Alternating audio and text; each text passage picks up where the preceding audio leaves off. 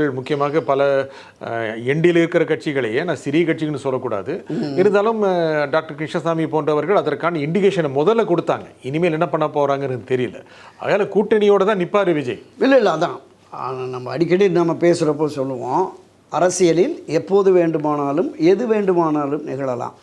சிறிய கட்சிகள் ஒரு குறிப்பிட்ட அளவு வாக்கு சதவீதம் அந்தந்த பகுதிகளில் மாவட்ட அளவில், வட்டார அளவில், மண்டல அளவில் ஓரளவுக்கு வாக்கு சதவீதம் இருக்கிற அந்த அரசியல் கட்சிகளையும் இணைத்து வருகிற பொழுது கணிசமான வாக்குகளை நிச்சயம் பிரிப்பார்.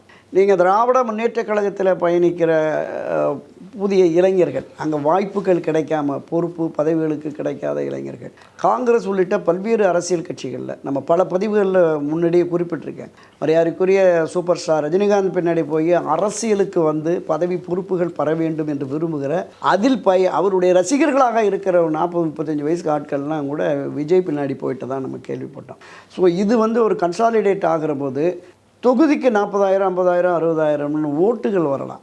சில தொகுதிகளில் 1,00,000 ஓட்டு கூட தாவேக்கா வரலாம். வெற்றி சாத்தியமில்லை. ஏனென்றால் நான் முன்பே குறிப்பிட்டது தான், தமிழக வெற்றி கழகத்தின் வேட்பாளர்கள் அவருடைய ரசிகர் இயக்கம், மக்கள் இயக்கத்தினுடைய இன்றைக்கு தாவேக்காவினுடைய நிர்வாகிகளாக இருப்பார்கள். அந்த பகுதியில் அந்த வட்டாரத்துக்குள்ளே அறிமுகமானவர்களாக சில பேர் உள்ளூரில் மட்டுமே அந்த தம்பியை தெரிஞ்சிருக்கும். ஆனால் அவரை எதிர்த்து போட்டியிடுகிற திராவிட முன்னேற்றக் கழகமோ அல்லது அவர்களுடைய கூட்டணி கட்சியினரோ, அண்ணா திராவிட முன்னேற்றக் கழகத்தினரோ அல்லது அவர்களின் கூட்டணி கட்சியினரோ, இவங்க எல்லாமே பழந்தின்னு கொட்டை போட்ட ஆசாமியாக இருப்பாங்க.